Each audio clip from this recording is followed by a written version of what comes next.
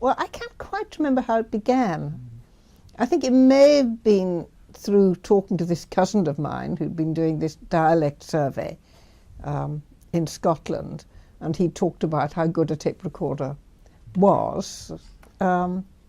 Partly, I think perhaps I did, before I went, thought I would do some study of stories, or anyway, anthropologists at that time were great on recording texts, usually from dictation, because that was the way they felt they could capture things to do with the culture or get individuals' viewpoints on things.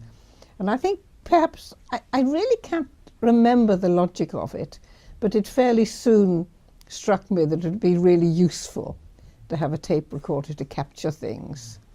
And maybe my mother was very keen about it too. She always was a great influence on people. And so fairly soon I discovered that it was quite a very acceptable, in fact welcome thing, if I asked people to tell me a story. And to begin with, it was partly also, I think I found this a very good way of learning the language, because then Suri, my assistant, would help me to transcribe the story the next day. And if there were bits I hadn't understood, he would help to translate them for me. So to begin with, I think it was partly that.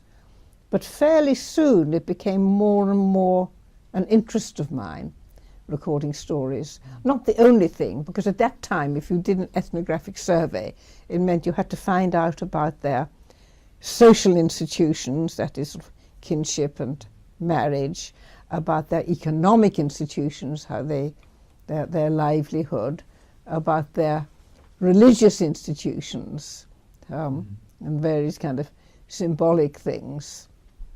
And then other kind of bits and pieces, maybe about their sort of history or their mythology, but this was all kind of rather the other odds and ends of things. So for the PhD, the idea was originally a kind of community study, was it?